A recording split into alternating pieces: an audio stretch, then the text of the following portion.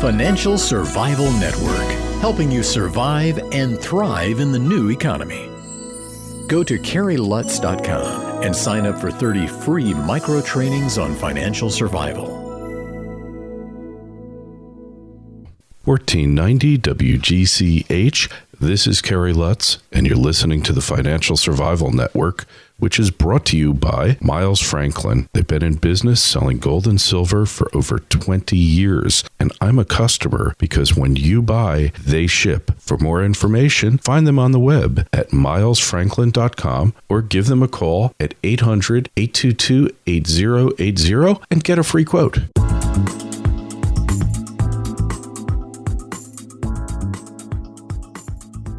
And it's time for Mondays with Ranting Andy Hoffman. We're wondering, Andy, about the impact of the elections in Europe. Is it going to be worse for the world economy or better? Have the people spoken, and will the people be listened to? What's your thoughts on that, Andy? And welcome back as always. Well, thanks. Happy Monday to you. We're actually getting a little rain out here for the first time in, I think, 5 months. So I'm very happy. My plants are getting wet for once. But more importantly, these elections, as you said, were, I think, an incredible watershed event. Forget the markets today. Obviously, look, they were down early, and the PPTs come around to make them look better so that people won't get all frustrated and scared. But the fact is, look, everyone knew in France that Holland was going to win. It's a catastrophic event for the people trying to hold the European Union together. You know, this Marcosi, Merkel and Sarkozy. Well, now one of them's out, and it's looking, based on the local elections in Germany, that Merkel may be in trouble when their election comes around next year. And at the same time, in Britain, you had elections yesterday where the local, in a whole bunch of cities, they voted out the Conservatives, and now they're calling for David Cameron's head. So I think across the board, you saw some really counter European Union, counter anti-austerity, anti-bailout type of elections. But I think the one that's going a little more under the radar and shouldn't be is Greece, because it's incredible what just happened there.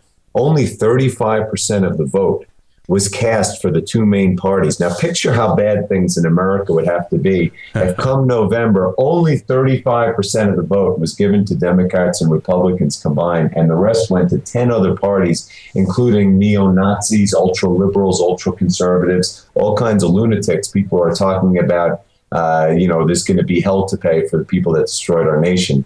And, I've been saying all along that once this election in Greece happens, they're going to renege on their bailout deal. And I'm more confident of that than ever. And you're going to see your first nation with hyperinflation probably in the next 12 months. Well, what nation's that going to be with the hyperinflation? It's going to be Greece. It's going to be Greece. They're going to renege on this bailout, and they're going to be forced out of the euro, either voluntarily or not. And therefore, they're going to have to revalue and be stigmatized. For all of Europe, they won't be able to borrow money, and the currency will plummet.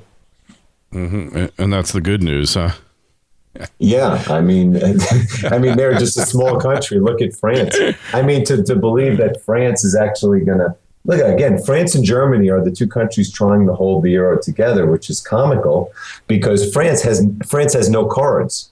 It's kind of like in Superman 2 when Lex Luthor is threatening General Zod, and General Zod's like, well, you can't negotiate. I have all the leverage. France has nothing. They're as bankrupt as can be. And now they don't even have they don't even have a guy pretending that they care about austerity. So I think France is going to, on their own, go with the island of isolation and spending money. And who knows what's going to happen there in the next year. Is there any bright spot in the world here, Andy? Is there anything to give us a little bit of hope and that humanity will come to its collective sanity? No. I mean, I look at Iceland. Iceland is as isolated as can be, so they don't count. They have no real connections financially to the world. But they did what they had to do. They devalued their currency. They canceled all the debt. They kicked all the politicians out of office, and they went through a painful recession. But now they've survived it, and they'll be okay. The problem is they were never tied to the financial system like everyone else is. So while they can deal with it up in some tiny island in the North Atlantic, the rest of the world can't. And someone was there telling me that day, Andy, you're too fatalistic. You have to offer hope. And I'm saying, what hope is there to offer? You give me, I've been talking 10 years about these things, and I've been right about all of them. And today I feel more bearish than I've ever been in my entire life. Yeah, it sucks being right, huh? Yeah, I'm Cassandra, and fortunately there's a few more like yourself out there that are joining me in the ranks. So yeah, well, I think that because this problem, and it's a global problem, it's global, worldwide in nature. I don't care what the country is, except Iceland, and all they do is fish for herring. I think they have some aluminum on that island too, and they've got good natural heated spring baths. Outside of that, there's not a whole heck of a lot of importance there, but the whole world is going to have to confront this problem. And perhaps when Greece goes into hyperinflation, or Spain, or something really bad happens, they all sit down and say, all right, we have to do a global reset. The debt's got to go. The central banks have to be reined in. Their only purpose is to pretty much hold the gold, issue currency, if you can trust them to do that, which I have my doubts because that was their original purpose. But maybe there's going to be a global sit down, another Bretton Woods, and I was going to say sounder heads will prevail, saner heads will prevail. But then again, if the government's involved in it, they're the ones that brought this all about. And that's what the people in France and maybe in Spain and in England don't want to understand. I think it's what the Greeks effectively were saying by their vote. The fact that the two main parties got a third of the vote and then all these other crazy parties split up the rest.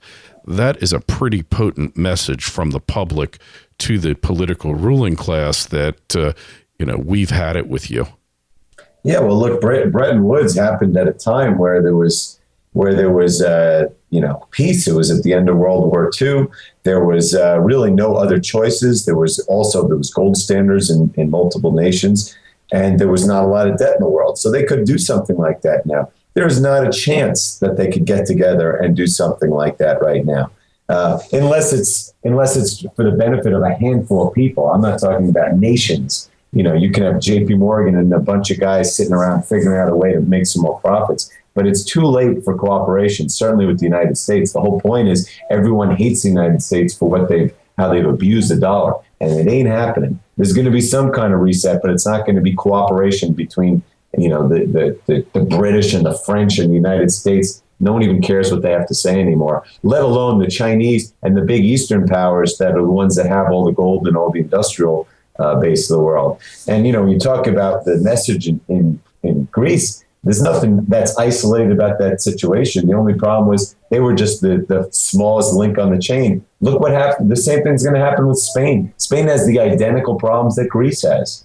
It has identical unemployment rate. It has the worst housing bubble in the world. It has, what was it? The statistic I was just looking at the other day. Yeah, forget it. Look, Spain is going to be the same thing as Greece on a much bigger scale, and it's going to go up to Italy, and they're all going to have the same problems. You're going to see elections where their main parties get elected out too, and eventually it'll come up to totem pole. And I don't know how many years that takes to get to the States, but it will happen. And there's going to be no happy solutions, and that's what I try to tell people. I've been saying for 10 years there's no happy solutions, and how anyone could even imagine that there's going to be some way of getting out of this without massive pain, poverty, and inflation. There's just no logical way that could happen. So humanity as a whole is about to take a giant step backwards, huh? Yeah, and it's done it many times in history. I'm not saying humanity's going away. I'm not saying the United States is going away, that Greece is not going to be a country anymore. I'm saying that, we've had the most grossly, destructive financial experiment in history. It's lasted 40 years, and the evidence is everywhere of its failure. And we're going to see that evidence spread the world like a contagion over the next few years. And it's going to be very painful in some places more than others. And frankly, I think the United States will have it the most painful because we have the highest standard of living now, thanks to our reserve currency. And when we lose that, people are going to realize that they can't just have whatever they want. They're going to have to struggle to survive like they do in other countries. Yeah, that's a big wake-up call coming, isn't it? Yeah. So what's the solution for the average guy on the street? Not that we haven't said it numerous times before. Well, the solution is obviously to think about what might happen in such a scenario. What could you do to make it easier? Obviously, you want to have food, you want to have energy, you want to have real money that protects you against inflation, and you want to have items of real value that you won't have to search for or pay up for in a hyperinflationary environment. Sounds like sound advice, and sounds like we're kind of talking about gold and silver. Yep, I've been talking about it 10 years. I've been 100% invested for 10 years, and I'll be 100% invested probably for the rest of my life, because I cannot see the paper world giving me alternative investments for many, many, many, many years. Yeah, who can trust these guys? I mean, really, no one. Who can trust? How can you trust any of them? You know? No one. They've destroyed the world, and that's why we have to protect ourselves. And one day maybe we will poke our head out, and it'll be time to do something like in Iceland. But, that Iceland moment is not coming for probably a decade or more. Yeah, that's a little distressing. But in the meantime, what's the best thing to do then? Aside from buying gold and silver, what else do you do to prepare for this inevitability? Because it could happen tomorrow, or might not happen for a couple of years. We don't know the timing of it, is the point, right? Yeah, and I wrote a piece recently called The Protection Continuum. And basically in it, I'm saying, look, there's a range of things you can do to protect yourself. One would be to do nothing by just moving into Manhattan and putting all your cash in Citibank. And then the alternative would be to move to a desert island and just bury gold in the sand and forage for food. So you really have to decide how much risk you think is out there and what you need to do to make yourself feel comfortable. Obviously, owning physical gold and silver has got to be part of the equation, but there are many other things to consider, such as where you want to live, how you want to live, what you want to store, what you want to save, all kinds of things. Well, speaking of desert islands, if you had to pick the top ones, where are they? Well, I'd like to go to Tahiti this year. It's my 10th wedding anniversary, and I've always wanted to go there. So we've been looking at it, and it sounds as good as any other to me. I did have a great time in Jamaica many years ago, though. Highly recommended. Part of what the Germans wanted the Greeks to do to get out of this mess was to sell off islands. Uh-huh. And, I can see a thriving business. I mean, you can buy islands if you're like super wealthy. They're out there in the Caribbean, in the Greek archipelago and other places, but there's not this real liquid market in islands. And, if things get bad enough, I figured they're going to auction off the Parthenon on eBay. So it's either they do that or Vinny and the loan sharks come and repossess it. It's one or the other, because they're in hock and people want their money back, and the people who are owed that money aren't the kind of people that just take no for an answer. They're just like Tony Soprano, and they will inflict damage upon the debtors, just like Tony Soprano would if you owed him $100. He'd come after you with the baseball bat. So those islands, man, those Greek islands, and the climate's great, especially in the summer. They could be on the block shortly, and who knows, it might be attainable for the ordinary guy. Yeah. Well, look, I mean, what you're talking about is happening already in the States. I believe it's the state of Arizona has already been selling off half of their government buildings to pay off their debt. And, you're going to see that stuff everywhere. I mean, that's called survival. You sell anything you can. And that's why people have gold, because if you want to buy things, you'll be able to buy more things with them. If you have dollars and pounds and euros, you won't. You'll be able to buy less with them. It's such a great point, because the purchasing power, and Bob Hoy has illustrated this through extensive research into every bust in human history. And he doesn't refer to them as recessions or depressions. He calls them credit bubbles. And we've had them since time immemorial.